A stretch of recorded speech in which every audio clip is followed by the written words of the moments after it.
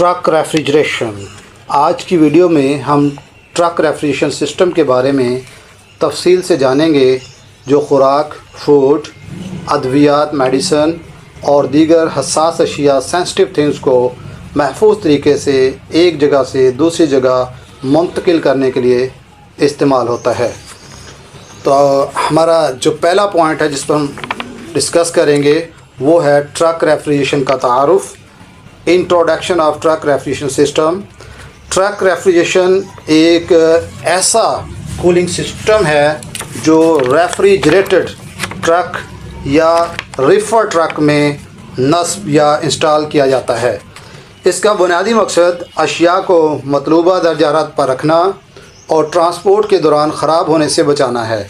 ये निज़ाम ख़ास तौर पर फ्रूट्स, वेजिटेबल्स, दूध की मसनूआत, गोश्त, अद्वियात और फ्रोज़न फूड की महफूज तरसील के लिए इस्तेमाल होता है। Point number 2, truck refrigeration system के काम करने का असूल। Working principle of truck refrigeration system. Truck refrigeration system भी वेपर कंप्रेशन साइकिल पर काम करता है। ट्रक रेफ्रिजरेशन सिस्टम बुनियादी तौर पर 4 main components compressor, condenser, expansion valve और एवेपोरेटर के ज़रिए अपनी वर्किंग या साइकिल मुकम्मल करता है। अब हम बारी बारी इन चारों मेन कंपोनेंट्स के बारे में जानेंगे। First component compressor. कंप्रेसर कम दर्जा हरारत और कम दबाव वाली गैसी रेफ्रिजरेंट को कंप्रेस करके उसे हाई प्रेशर और हाई टेम्परेचर में तब्दील करता है और ये ज़्यादा दबाव और ज़्यादा दर्जा हरारत वाली बुखारात रेफ्रिजरेंट कंडेंसर में दाखिल होती है। Component number 2 condenser. ज़्यादा दर्जा हरारत और ज़्यादा दबाव वाली बुखारात रेफ्रिजरेंट अपनी हरारत हवा में खारिज करके माए में तब्दील हो जाती है। ये ज़्यादा दबाव वाली माए रेफ्रिजरेंट एक्सपेंशन वाल्व में दाखिल होती है। Component number 3 expansion valve. ज़्यादा दबाव वाली माए रेफ्रिजरेंट जब एक्सपेंशन वेल्व में आती है तो एक्सपेंशन के अमल की वजह से रेफ्रिजरेंट का प्रेशर कम हो जाता है। प्रेशर कम होने से रेफ्रिजरेंट का दर्जा हरारत भी कम हो जाता है। ये कम दर्जा हरारत और कम दबाव वाली रेफ्रिजरेंट एवेपोरेटर में दाखिल होती है। Component number 4 evaporator. कम दर्जा हरारत और कम दबाव वाली ठंडी रेफ्रिजरेंट जब एवेपोरेटर कॉइल्स में दाखिल होती है तो एवेपोरेटर के साथ लगे हुए फ़ैन कार्गो एरिया की गर्म हवा को एवेपोरेटर कॉइल में से गुजारते हैं। जब हवा एवेपोरेटर कॉइल से टकराती है तो रेफ्रिजरेंट की हरारत जज़ब करके ठंडी हो जाती है। फ़ैन इस ठंडी हवा को पूरे कार्गो एरिया में फैला देते हैं जिससे कूलिंग पैदा होती है, जबकि रेफ्रिजरेंट हवा की हरारत जज़ब करके दोबारा गैसी हालत में तब्दील होकर कंप्रेसर में चली जाती है। फिर रेफ्रिजरेशन साइकिल दोबारा शुरू हो जाता है। इस तरह ट्रक रेफ्रिजरेशन सिस्टम में रेफ्रिजरेंट कंप्रेसर से कंडेंसर, कंडेंसर से एक्सपेंशन वेल्व, एक्सपेंशन वेल्व से एवेपोरेटर और एवेपोरेटर से दोबारा कंप्रेसर में गर्दिश करके अपना साइकिल मुकम्मल करती है और ये साइकिल मुसलसल जारी रहता है। पॉइंट नंबर 3 अहम अज्जा main components. Number 1 compressor, number 2 condenser, number 3 expansion valve, number 4 evaporator, number 5 refrigerant, number 6 control system, number 7 insulated cargo body. ये तमाम कंपोनेंट्स मिलकर मौसर कूलिंग फ्राहम करते हैं। पॉइंट नंबर 4 फ़ायदे एडवांटेजेस।